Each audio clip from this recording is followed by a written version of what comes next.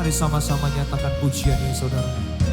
Engkau Tuhan yang paling mengerti. Engkau pribadi yang memahami Tuhan. Lebih dari siapapun juga dalam hidup ini. Dalamnya relung hati kau tahu. Kau mengasihiku. Sama-sama angkat suaramu. Ku percaya kuasa-Mu ajaib. Ku percaya Kau sanggup menolongku.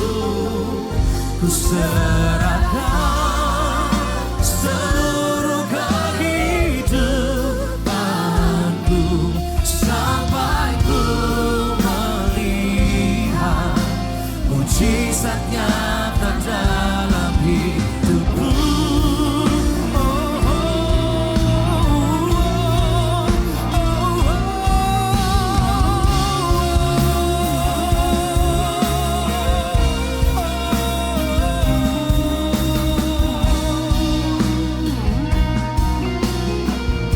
Mari saya undang kita bangkit berdiri sama-sama di hadapan Tuhan, saudara. Dengan iman, katakan pujian ini bagi Tuhan, saudara.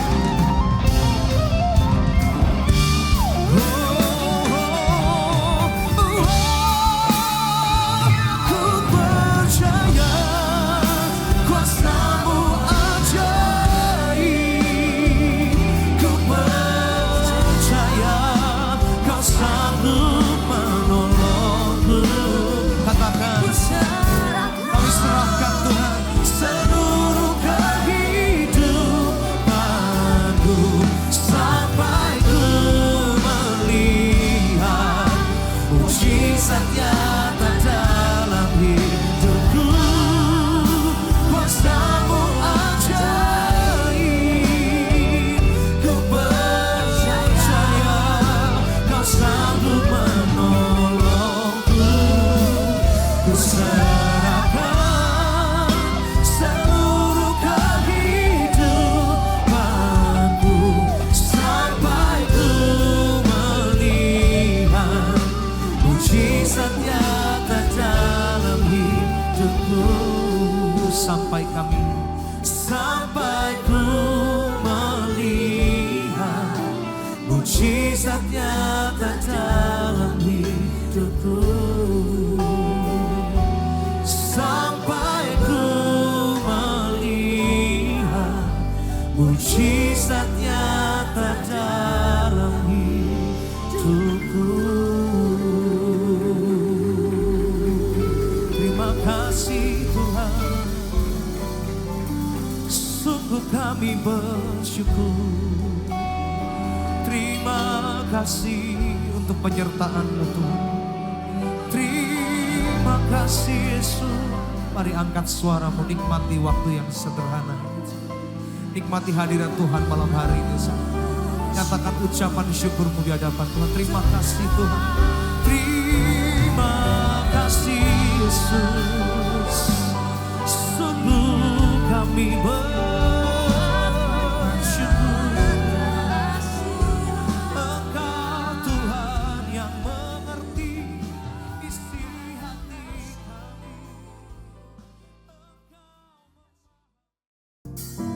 Dia Tuhan yang setia. Dia segala-galanya dalam hidup kita. Mari kita nyatakan pujian ini di hadapan Tuhan.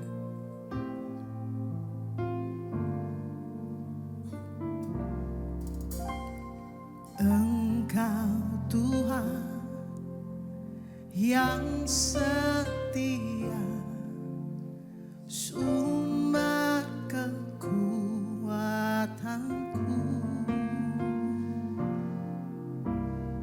Engkau Yesus, juru selamatku, harapanku, jawabanku.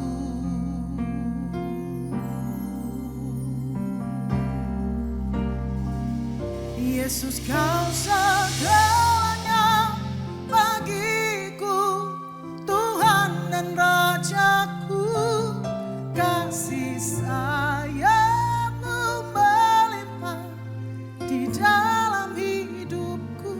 salibmu tebusku, bebaskanku, sembuhkan aku. Ku percaya mujizatmu ku alami sekarang ini. Mari kita nyatakan bersama di hadapan Tuhan. Engkau Tuhan, Engkau Tuhan yang setia, sumber kekuatanku. Engkau Yesus, Engkau Yesus, Juru Selamatku, harapanku, jawabanku. Yesus, Yesus kau segalanya bagiku, Tuhan dan Rajaku. Kasih sayang-Mu melimpah di dalam hidupku. Salibmu tebusku, bebaskanku, sembuhkan aku. Ku percaya mujizatmu ku alami sekarang ini. Katakan Yesus, Yesus kau segalanya bagiku, Tuhan dan Rajaku. Kasih sayang-Mu melimpah di dalam hidupku. Salibmu tebusku, bebaskanku, sembuhkan aku. Ku percaya mujizatmu ku alami sekarang. Katakan anugerah-Mu, anugerah-Mu bagiku. Tak sekalipun kau tinggalkanku, besar kasih setiamu. Katakan ku percaya padamu. Mari segenap hati katakan, Yesus kau segalanya bagiku, Tuhan dan Rajaku. Kasih sayang-Mu melimpah di dalam hidupku. Salibmu tebusku, bebaskanku, sembuhkan aku. Ku percaya mujizatmu ku alami sekarang ini. Katakan Yesus, Yesus kau segalanya bagiku, Tuhan dan Rajaku. Kasih sayang-Mu melimpah di dalam hidupku. Salibmu tebusku, bebaskanku, sembuhkan. Ku percaya mujizatmu ku alami. Katakan ku percaya mujizatmu ku alami. Ku percaya mujizatmu ku alami sekarang ini.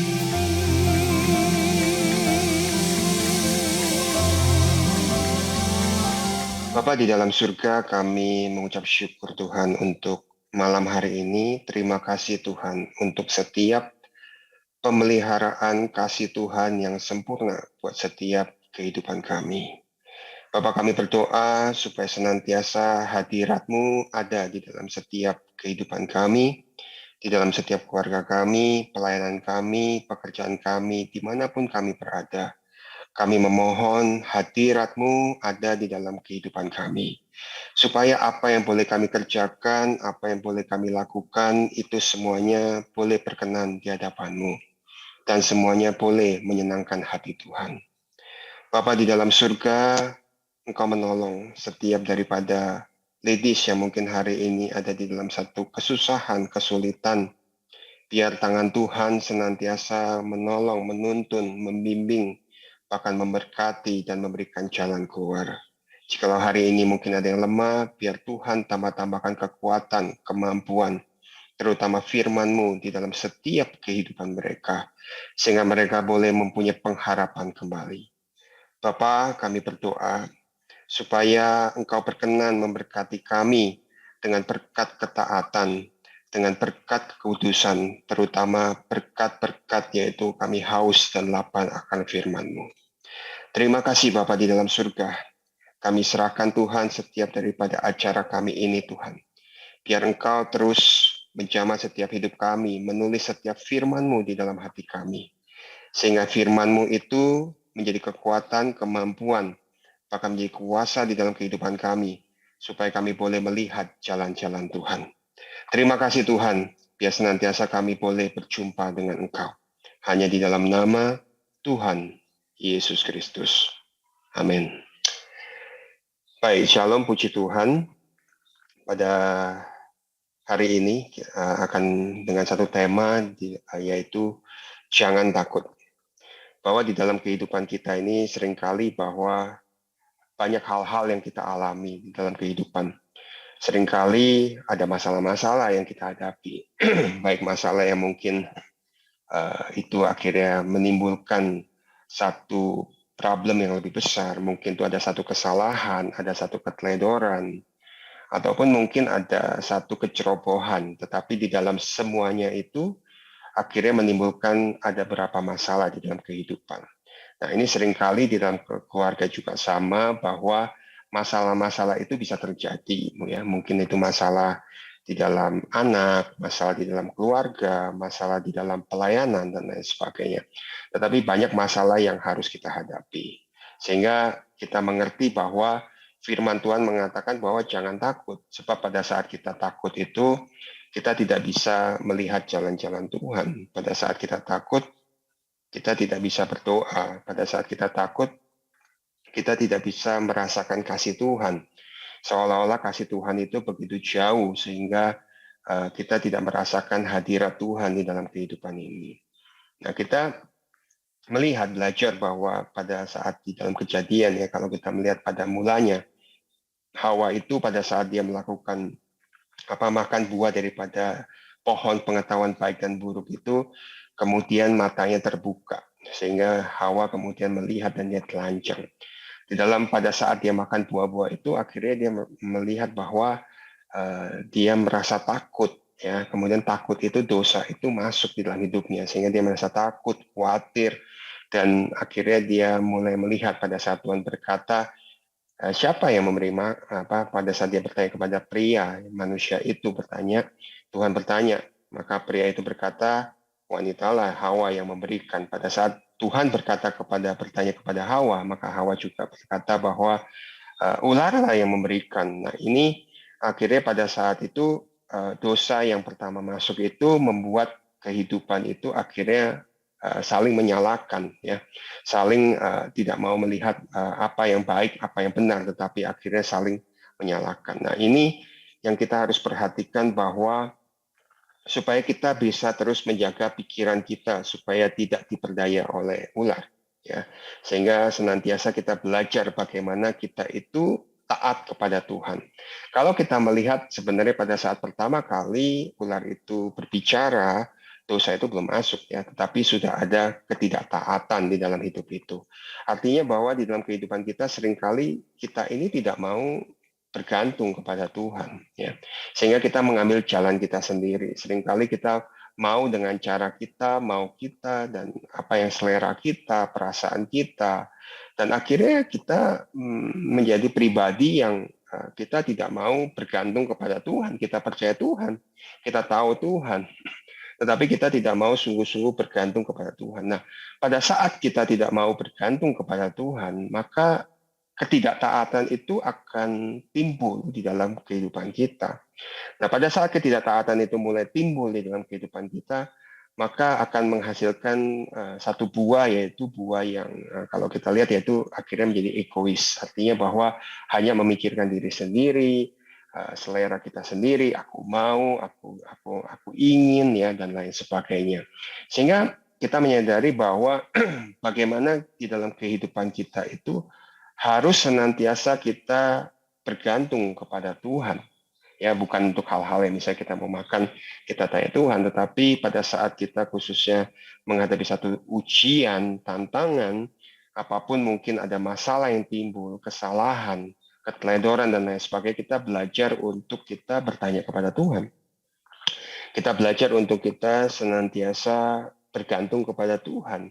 Kita mendengar suara Tuhan, kita tidak belajar dengan bagaimana kita akhirnya dengan emosi kita, kemampuan kita, tetapi kita mau belajar mendengar suara Tuhan. Mari kita baca terlebih dahulu di 2 Korintus 11 ayat 3 ya, 2 Korintus 11 ayat 3. Demikian firman Tuhan. Tetapi aku takut kalau pikiran kamu disesatkan dari kesetiaan kamu yang sejati kepada Kristus. Sama seperti Hawa diperdayakan oleh ular itu dengan kelicikannya. Bahwa artinya di dalam kehidupan kita, apalagi zaman sekarang ini, penuh dengan tipu daya. Ya, segala sesuatu mungkin di sosial media, mungkin di WhatsApp, mungkin di berita-berita, mungkin dari pembicaraan satu dengan pembicaraan yang lain, akan banyak informasi yang bisa saja itu kelihatannya baik, kelihatannya benar. Tetapi kita tidak tahu apakah itu benar di hadapan Tuhan. Karena itu, bagaimana kita harus senantiasa mendekat bersama dengan Tuhan, supaya pikiran kita tidak disesatkan dari kesetiaan yang sebenarnya kita bisa kerjakan kepada Kristus. Ya, karena kalau di Amplified Bible berkata bahwa pikiran kita itu bisa korup ya dan bisa digoda sehingga kita tidak mempunyai devotion, pengabdian yang murni kepada Tuhan. Nah, ini akhirnya menjadikan pikiran kita itu menjadi mati sebenarnya. Ya, makanya waktu ular berkata kepada Hawa, ular itu bicara kan bahwa sekali-kali kamu tidak akan mati, padahal sebenarnya mati karena diperdaya. Kenapa mati? Mungkin secara tubuh nggak mati, tetapi secara kerinduan untuk bergantung kepada Tuhan mati. Secara kemauan untuk datang kepada Tuhan menjadi mati. Sehingga pikiran dan keinginan akhirnya manusia itu mudah digoda oleh iblis, ya, mudah digoda oleh hal-hal yang menyenangkan sehingga tidak bisa pekah apa yang menjadi kehendak Tuhan di dalam kehidupan kita. Nah, inilah yang kita harus sama-sama belajar, bahwa para ladies belajar supaya bagaimana dosa yang awal, yaitu bicara kita itu mudah untuk disesatkan secara pikiran kita, diperdaya, ya, karena apa yang kita rasakan. Nah, ini kita harus senantiasa datang kepada Tuhan. Sebab pada saat kita menjadi takut, ya, biasanya kita akan mudah untuk menyalahkan, ya, satu dengan yang lain. Bahkan ada menyalahkan Hawa menyalahkan ular, tetapi Tuhan langsung mengkonflik daripada ular bahwa dia akhirnya dikutuk dan lain sebagainya. Karena itu tetaplah taat bersama dengan Tuhan. Nah, bagaimana supaya kita tidak hidup di dalam ketakutan pada saat kita menghadapi masalah-masalah yang harus kita hadapi, ya, mungkin itu anak-anak kita yang mungkin menimbulkan ada masalah, ya, problem dan lain sebagainya. Mungkin ada yang diceroboh, tetapi juga ada yang memang ujian dari Tuhan, yaitu bagaimana supaya kita belajar lebih taat lagi, belajar apa yang menjadi kehendak Tuhan, sehingga tidak semua daripada ujian itu juga akhirnya dari iblis, tapi ujian itu juga datangnya bisa dari Tuhan untuk membuat kita menjadi lebih peka kepada Tuhan. Yang pertama, nanti kita akan belajar melihat bagaimana kisah Abigail. Ya.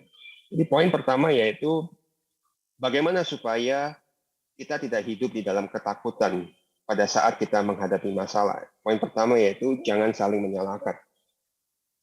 Bahwa di dalam apapun yang kita hadapi, jangan saling menyalahkan. Kita buka dulu di 1 Samuel 25 ayat 3 ya. Nah, karakter pertama kita ini adalah Abigail. Ya. Abigail ini adalah seorang wanita yang dia menikah dengan seorang yang bernama Nabal. Ya. Nabal ini adalah orang yang bebal. Tetapi Abigail menjadi seorang yang beautiful, menjadi seorang yang berkenan di hadapan Tuhan.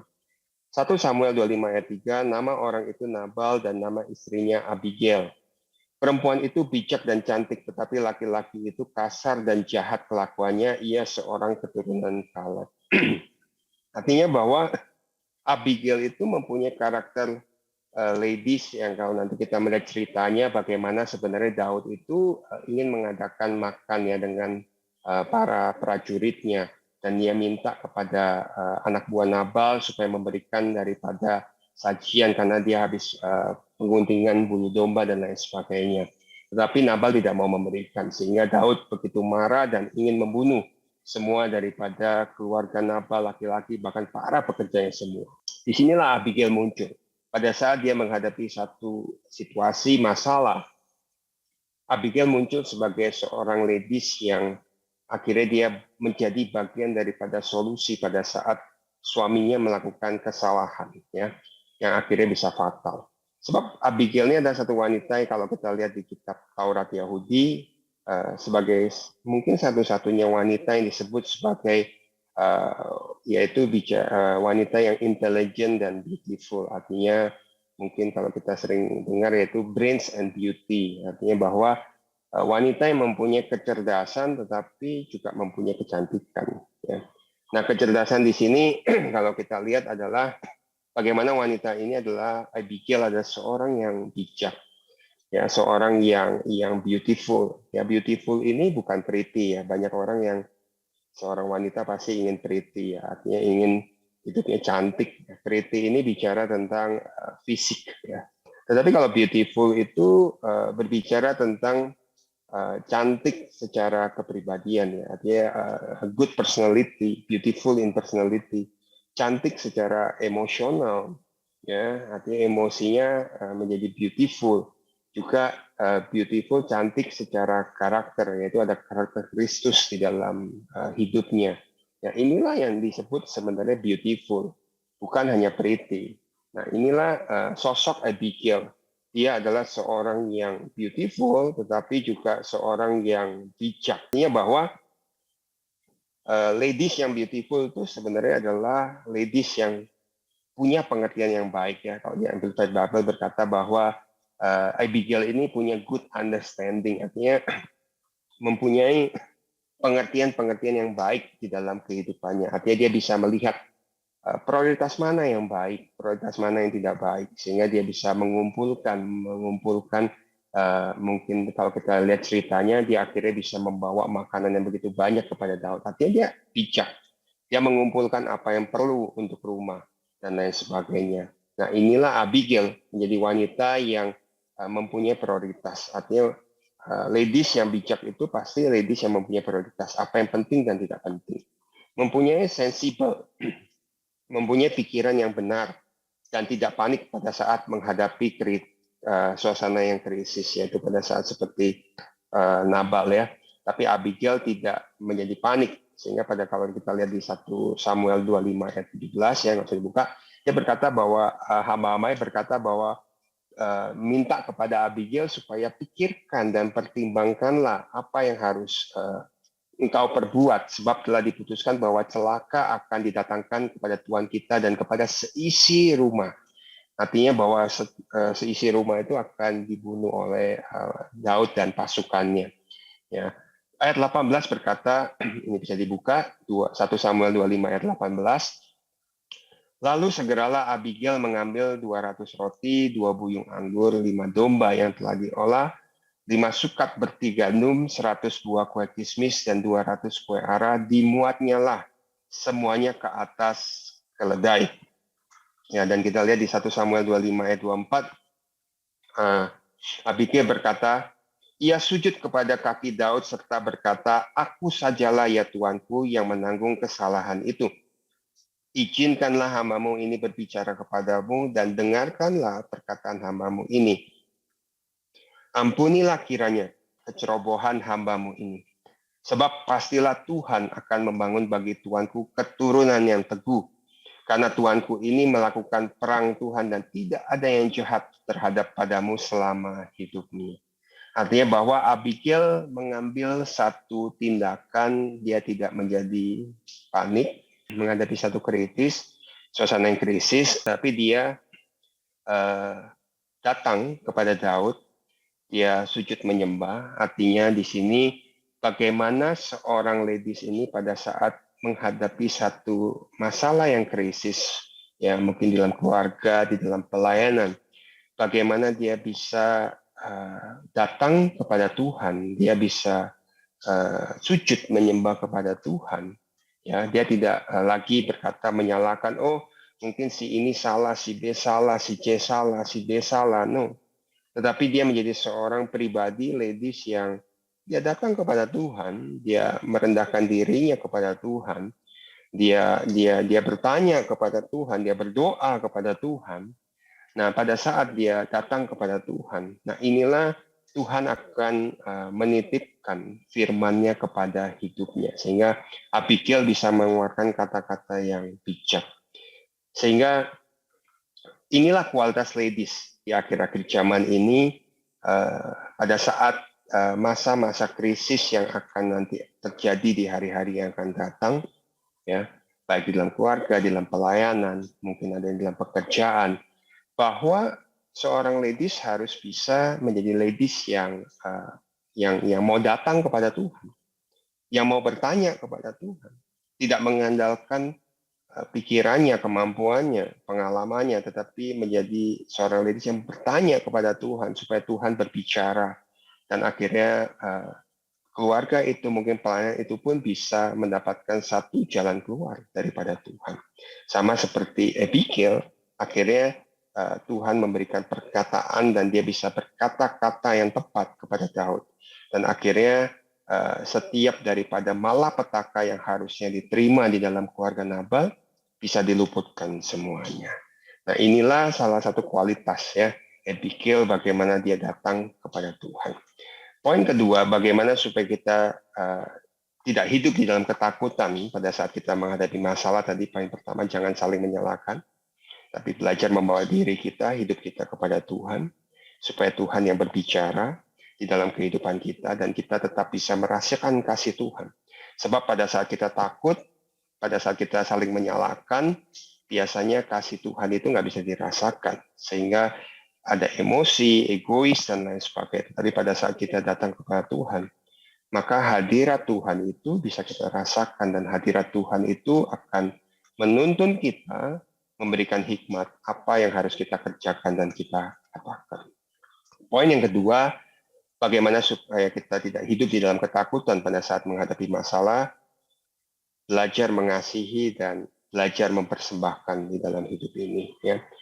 Kenapa Abigail pada saat itu dia mau untuk maju? Sebenarnya mungkin kalau dia melihat secara manusia, dia melihat Nabal mungkin kesal ya, namanya seorang manusia. Tetapi Abigail tidak hanya melihat seorang Nabal, yaitu suaminya, tetapi dia melihat seisi rumah, yaitu seisi mungkin pekerjaan pegawainya, semuanya mungkin penjaga domba, dan mungkin itu ratusan orang yang tidak bersalah yang akan bisa mendapatkan malapetaka dan dibunuh oleh Daud. Nah, Abigail akhirnya mempunyai satu sikap menjadi seorang ladies yang mempunyai kasih di dalam hidupnya, sebab banyak orang yang tidak bersalah yang nanti akan menjadi korban. Ya, ini yang kita harus kerjakan baik di dalam keluarga, mungkin di dalam pelayanan. Kita tidak bisa melihat siapa yang salah dan lain sebagainya. Oh, ini lebih salah, ini lebih nggak benar, lebih nggak baik. Tetapi kita belajar bagaimana kita mengasihi, karena banyak orang-orang yang akan nanti jadi korban pada saat ada pertengkaran, ada malapetaka dan lain sebagainya. Karena itu kita harus belajar hidup untuk mengasihi dan mempersembahkan. Abigail mempersembahkan dirinya, sehingga Tuhan akhirnya mempercayakan perkataan-perkataan firman kepada Abigail, sama ladies juga. Pada saat kita taat, kita bergantung kepada Tuhan, mempersembahkan hidup kita, Tuhan akan titipkan perkataan-perkataan firman yang di dalam kehidupan kita. Mari kita buka juga di Ibrani 4 ayat 16. Sebab itu, marilah kita dengan penuh keberanian menghampiri tata kasih karunia, supaya kita menerima rahmat dan menemukan kasih karunia untuk mendapatkan pertolongan kita pada waktunya. Ya, Artinya kita semua di dalam kelemahan kita, kesusahan kita, kesulitan kita, kita belajar untuk kita menghampiri tata kasih karunia Tuhan. Kita dengan rendah hati merendahkan diri, kita bukan melihat siapa yang salah kok, tapi kita belajar untuk kita datang kepada Tuhan. Maka kita akan bisa melihat bahwa Tuhan tetaplah Tuhan yang mengasihi hidup kita.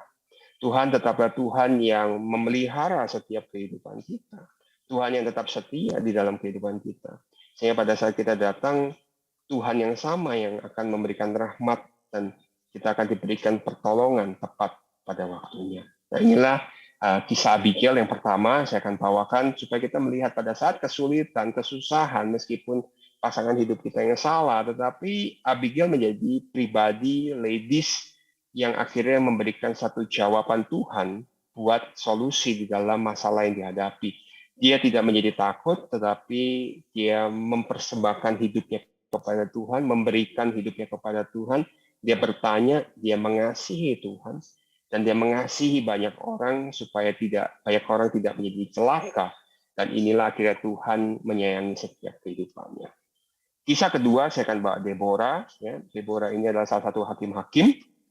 Ya, di Hakim-Hakim 4 ayat 8 sampai 9. Kalau tadi bicara Abigail adalah seorang yang biasa, adalah dia seorang yang mungkin hanya seorang istri yang mungkin nggak bekerja, tetapi dia menjadi seorang pribadi, ladies yang dia datang kepada Tuhan. Dia bertanya kepada Tuhan. Nah, disinilah kita lihat kisah kedua, yaitu Deborah. Ya, Deborah ini adalah seorang ladies, yaitu seorang hakim di Hakim-Hakim ya. Hakim-Hakim 4 ayat 8 sampai 9. Jawab Barak kepada Deborah, jika engkau turut maju, aku pun maju. Tetapi jika engkau tidak turut maju, aku pun tidak maju. Kata Deborah, baik, aku turut. Hanya engkau tidak akan mendapat kehormatan dalam perjalanan yang engkau lakukan ini, sebab Tuhan akan menyerahkan Sisera ke dalam tangan seorang perempuan. Lalu Deborah bangun, berdiri, dan pergi bersama dengan Barak ke Kadesh. Nah, Deborah adalah salah satu karakter ladies yang kalau kita lihat pada kelihatan semuanya segala sesuatu berjalan dengan baik. Ya, kita mungkin hari ini ada dalam satu kondisi mungkin dalam satu keadaan yang baik-baik saja, tetapi kita harus hati-hati sebab iblis tetap mengaung-ngaung. Kita harus tetap waspada supaya kita peka apa yang Tuhan akan ajarkan di dalam kehidupan kita. Nah, Deborah kalau kita lihat sebenarnya arti daripada Deborah ini kan adalah lebah ya, bee artinya. Deborah ini adalah mempunyai arti adalah lebah ya, dan artinya bahwa dia seorang the spirit of orderly, artinya bahwa dia mempunyai satu sikap yang teratur di dalam hidupnya. Meskipun di dalam keadaan yang baik-baik dia tidak menjadi satu pribadi yang tidak teratur, tapi dia menjadi satu pribadi yang teratur. Dan Deborah ini mempunyai seorang suami yang bernama Lapidot. Nah, Lapidot ini kalau kita tahu artinya adalah lampu atau terang. Artinya Deborah menjadi seorang istri, Deborah menjadi seorang ladies yang senantiasa memberikan minyak kepada lampu itu supaya terang. Bahwa kisah yang kedua ini berkata, kenapa jangan sampai kita menjadi takut. Pada saat keadaan mungkin itu pun baik-baik saja atau kita dalam tantangan, tetap menjadi seorang ladies yang menjadi seperti minyak, yaitu membuat seisi daripada keluarganya itu menjadi terang. Ya, artinya seperti Deborah kepada suaminya, seorang yang bernama Lapidot, artinya menjadi minyak yang akhirnya menjadi terang. Atau seorang lebah itu mempunyai fungsi juga, yaitu dia mengambil serbuk sari ya, atau bunga sari yang akhirnya dia bawa serbuk sari itu, dan itu berguna untuk tumbuhan yang dan sebagainya. Artinya juga bahwa Deborah ini adalah seorang ladies yang akhirnya menjadi suatu pribadi yang berguna, ya kan? Sehingga bukan menunjukkan mungkin hanya kecantikan, kehebatan sebagai seorang hakim atau mungkin dia pintar, tetapi dia tetap menjadi seorang pribadi yang berguna, menjadi pribadi yang mungkin dalam pelayanan yang berguna, menjadi pribadi yang di dalam keluarganya berguna. Ya, dia memberikan serbuk itu sehingga bisa menubuhkan banyak hal-hal yang lain di dalam kehidupan orang lain, dan tentunya juga menjadi minyak yang terus akhirnya menjadi terang buat banyak orang ya. Memang lebah ini bisa menyengat ya, tetapi juga lebah itu bisa menghasilkan madu yang baik. Artinya bahwa seperti Deborah menjadi pribadi yang justru jangan menjadi ladies yang suka menyengat. Artinya ya, kalau menyengat nanti bengkak akhirnya semua daripada komunitas ya, daripada semua lingkungan kita akhirnya saling menyengat. Bukan, tetapi meskipun Deborah seorang pribadi ladies yang hebat, tetapi dia menjadi ladies yang rendah hati, merendahkan diri, dia tetap menjadi minyak buat banyak orang, dia tetap memberikan madu yang manis, ya kan, memberikan manfaat, sehingga dia bisa berguna buat setiap daripada mungkin pelayanan, lingkungan, dan lain sebagainya. Nah, inilah yang kita harus kerjakan sebagai seorang ladies ya, dan kita juga harus melihat bahwa sebenarnya tadi berkata bahwa Sisera akan dibunuh seorang perempuan, sebenarnya bukan Deborah juga yang membunuh ya. Kalau kita tahu bahwa Sisera akhirnya dibunuh oleh Yael, yaitu istri daripada Heber. Artinya bahwa sebenarnya Deborah tidak ikut di dalam hal itu. Tetapi Deborah menjadi seorang pribadi yang mendukung ya, mendukung supaya bisa menang di dalam peperangan. Nah, inilah ladies yang dipanggil oleh Tuhan. Supaya bukan menjadi ladies-ladies yang mungkin dominan, tetapi harus bisa peka, menjadi seorang ladies yang peka, mengingatkan apa yang bisa terjadi. Ya, mungkin di dalam pelayanan, di dalam keluarga, ya mungkin anak-anak, mungkin pekerjaan dan lain sebagainya, menjadi satu pribadi yang peka. Karena inilah Deborah.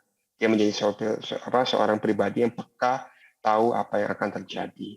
Sehingga tetaplah menjadi ladies yang menjadi minyak dan memberikan serbuk dan sari yang bunga yang berguna ya, bagi men, suami, bagi keluarga, anak-anak, menantu, mertua, ya, sehingga bukan hanya dengan kita menyengat, tapi kita memberikan serbuk bunga itu, sari bunga itu, ya, di dalam pelayanan dan maupun di dalam pekerjaan. Ya, artinya mempersembahkan. Kalau kita bicara mempersembahkan, tadi bicara tentang mengasihi dan mempersembahkan, sama. Deborah juga mempersembahkan. Dia mempersembahkan hidupnya, ya, dan mendengarkan banyak hal. Artinya kita bisa mendoakan. Mempersembahkan itu bukan bicara tentang hanya persembahan, tetapi bagaimana mempersembahkan hidup kita, mendoakan ya untuk teman-teman, sepelayanan, untuk keluarga, bahkan untuk musuh kita.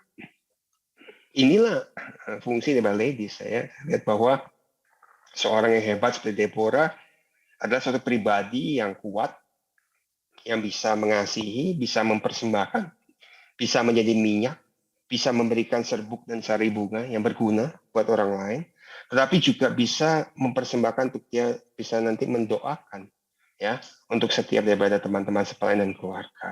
Nah, inilah yang mari para ladies untuk sama-sama kita melihat daripada dua kisah ini bahwa Tuhan memberikan kemampuan untuk para ladies bisa mengerjakan. Kalau waktu di awal Hawa adalah seorang yang akhirnya menyalahkan, tetapi akhirnya ada satu kisah, yaitu cerita, bukan cuma cerita, tetapi satu kisah adalah soal pahlawan wanita, bagaimana wanita-wanita ini bisa mempunyai satu karakter yang luar biasa. Abigail mempunyai satu pribadi yang luar biasa, Deborah mempunyai pribadi juga yang luar biasa ya.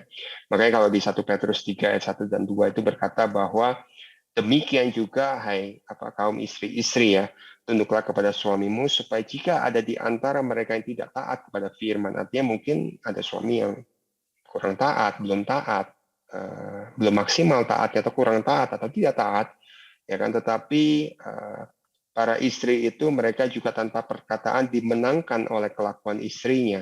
Jika mereka melihat bagaimana murni dan salehnya hidup istri mereka itu. Artinya bahwa seorang ladies memegang peranan yang sangat penting, yaitu dia menjadi minyak. Supaya lampu, ya api daripada suaminya itu tetap menyala.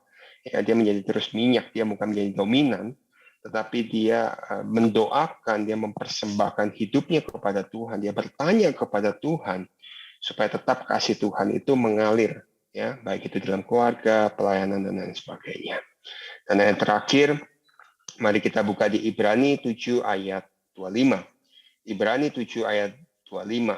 Ya, artinya bahwa kita para ladies tidak bisa, oh enggak lah itu kan mungkin urusan laki-laki saya, suami saya, oh itu bukan, itu urusan orang lain dan lain sebagainya. Tapi di Ibrani 7 ayat 25 berkata bahwa karena itu ia sanggup juga menyelamatkan dengan sempurna. Artinya Tuhan itu juga sanggup menyelamatkan dengan sempurna semua orang yang oleh dia datang kepada Allah.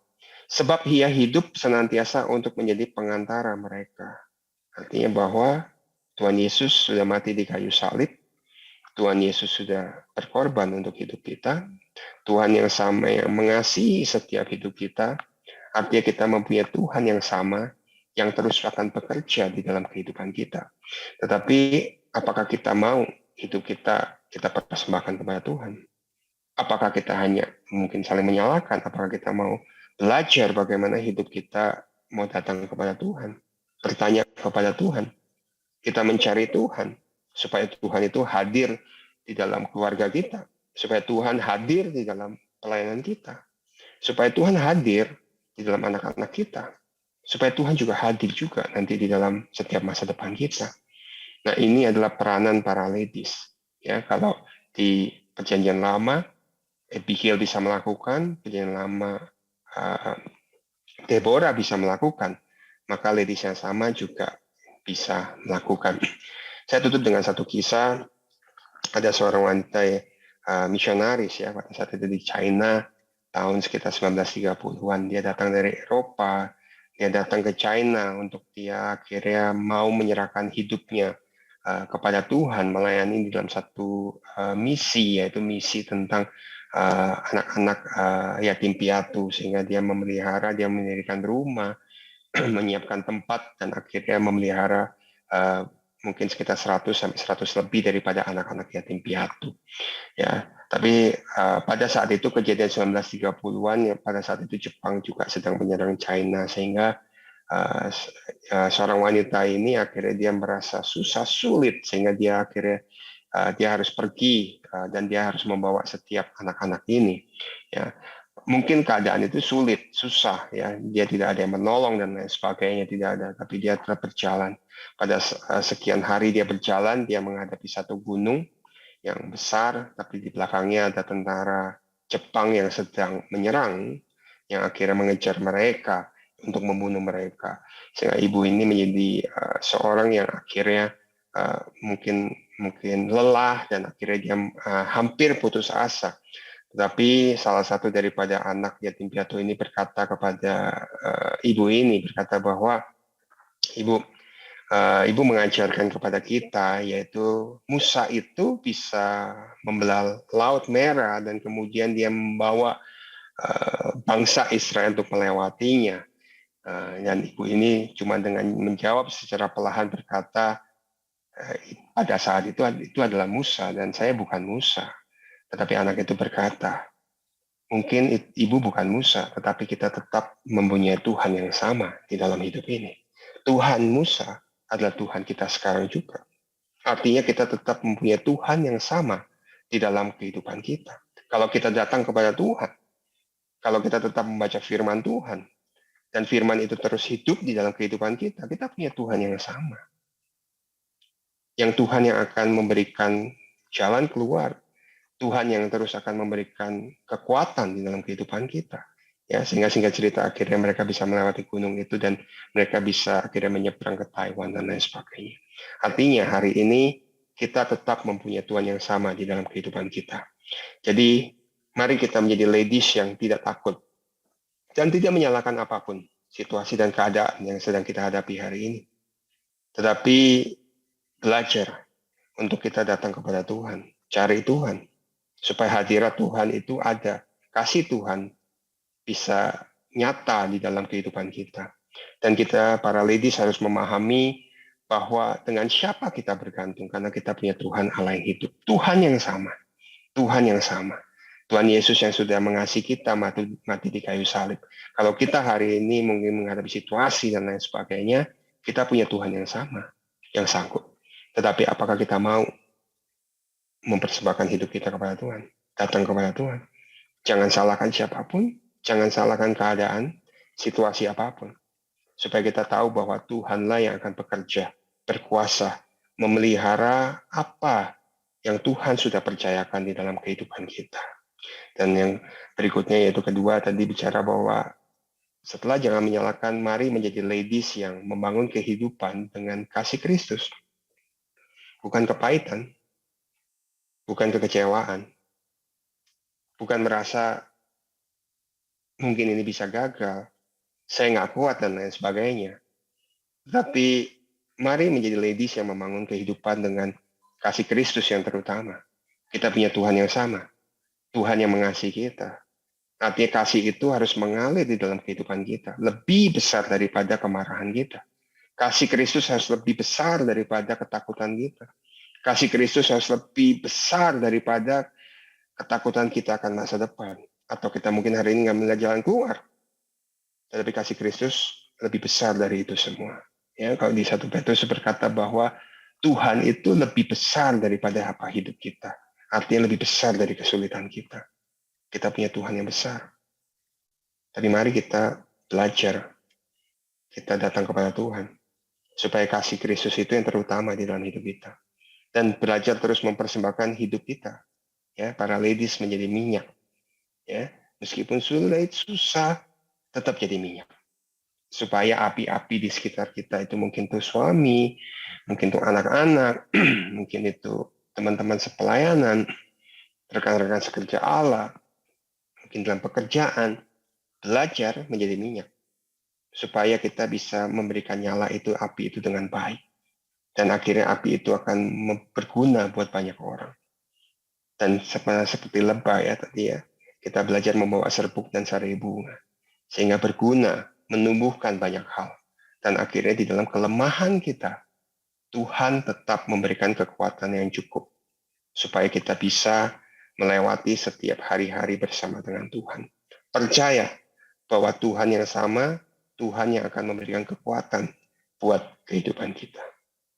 Mari kita tundukkan kepala kita, berdoa. Bapa di dalam surga, kami mengucap syukur Tuhan untuk setiap firman-Mu.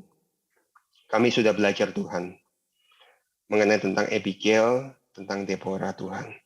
Kalau dulu kami melihat bahwa seperti Hawa Tuhan, kami akhirnya menjadi pribadi yang menyalahkan setiap orang, setiap keadaan, setiap situasi. Kami menjadi takut karena kami tidak mempunyai jalan keluar. Kami menjadi takut karena banyak kesulitan, kesusahan yang kami hadapi. Tetapi hari ini kami belajar bahwa seperti seorang lady seperti Abigail dan Deborah. Abigail yang mempunyai hikmat Tuhan, menjadi bijaksana, mempunyai beauty di dalam karakter, beauty di dalam emosional, beauty di dalam apa yang dia harus punya prioritas di dalam hidupnya. Sehingga dia mempunyai cara dan rencana Tuhan di dalam hidupnya. Dan dia bisa membawa kebaikan buat keluarganya, buat pelayanannya, buat orang-orang di sekitar. Supaya tidak mendapatkan malapetaka, celaka. Dan dia belajar mempersembahkan hidupnya untuk Tuhan. Dan seperti Deborah, lady seperti Deborah, yang meskipun pintar, mungkin mempunyai banyak hal, tetapi dia tetap menjadi ladies yang memberikan minyak buat mungkin suaminya, mungkin anak-anaknya, mungkin teman-temannya, mungkin di dalam rekan sekerja Allah, pelayanannya. Dia tidak menjadi dominan, tapi dia terus memberikan minyak sehingga orang lain bisa menyalakan api itu dan menjadi terang. Tetapi ladies-ladies yang akhirnya berguna memberikan serbuk dan sari bunga sehingga memberikan pertumbuhan, kemajuan buat orang-orang di sekitarnya. Terima kasih Bapa di dalam surga, kami percaya Tuhan, firman-Mu terus bekerja di dalam kehidupan kami, Roh Kudus akan terus menuliskan di dalam setiap hati dan pikiran kami. Supaya firman-Mu ini menjadi kekuatan buat tubuh kami, buat pikiran kami, buat jiwa kami. Dan kami percaya Tuhan, firman-Mu memberikan berkat ketaatan di dalam kehidupan kami. Firman-Mu memberikan berkat kekudusan di dalam kehidupan kami. Firman-Mu memberikan berkat kami untuk haus dan lapar akan firman-Mu. Sehingga kami melihat kuasa Tuhan, rencana Tuhan terus bekerja. Dan setiap dari para ladies Tuhan yang mungkin hari ini mengalami satu pergumulan kesulitan, biar kekuatan Tuhan cukup di dalam kehidupan mereka. Sehingga mereka tetap mempersembahkan hidupnya. Mereka tetap datang kepada Tuhan. Mereka tidak berkata apapun, tetapi mereka tetap mencari Tuhan.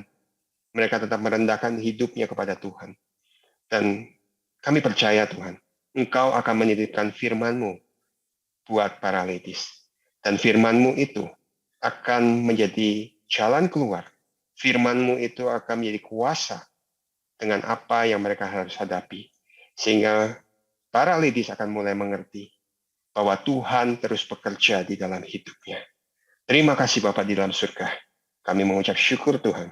Hanya di dalam nama Tuhan Yesus Kristus. Sebab firman Tuhan mengatakan, jagalah hatimu dengan penuh segala kewaspadaan, karena dari situlah terpancar kehidupan. Jadilah berkat dan terimalah berkat rahmat anugerah dari Allah Bapa di surga, di dalam Putra tunggalnya Yesus Kristus yang telah mati untuk dosa-dosa kita, dan bangkit pada hari ketiga sehingga kita punya Tuhan Allah yang hidup, dan iman kita bukan kepada Tuhan yang mati. Dan di dalam persekutuan dengan Roh-Nya yang kudus, yang menuntun kita, memimpin kita di dalam kebenaran dan kekudusan, dan menjadikan kita saksi Kristus mulai hari ini sampai selama-lamanya. Mari kita akhiri dengan doa yang Tuhan Yesus ajarkan. Bapa kami di surga, dikuduskanlah nama-Mu, datanglah kerajaan-Mu, jadilah kehendak-Mu di bumi seperti surga. Berikanlah kami pada hari ini makanan kami yang secukupnya, dan ampuni setiap dosa dan salah kami, seperti kami juga mengampuni orang yang bersalah kepada kami. Dan jangan membawa kami ke dalam pencobaan, tetapi lepaskanlah kami daripada yang jahat. Karena Engkau yang punya kerajaan dan kuasa dan kemuliaan sampai selama-lamanya. Amin. Boleh saya lihat tangan-tangan yang bertepuk tangan sama-sama. Come on. Best church.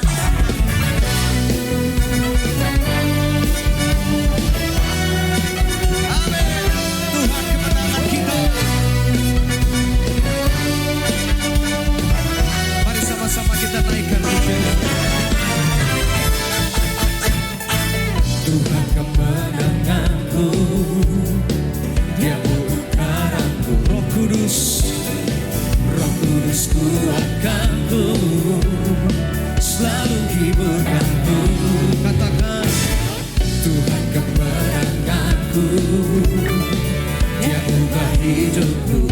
Masa yang telah lalu dijadikan baru. Katakan, jiwaku berseru. Nyatakan saudara, kemenanganku dapat dalam-Mu. Keselamatanku dapat karena-Mu. Dengan darah-Mu Kau selamatkanku. Katakan, takkan ku ragu, Kau bersamaku. Tuhan kemenanganku, Dia ubah hidup kita saudara. Masa yang lalu dijadikan baru. Katakan, jiwaku bersama. Mari seru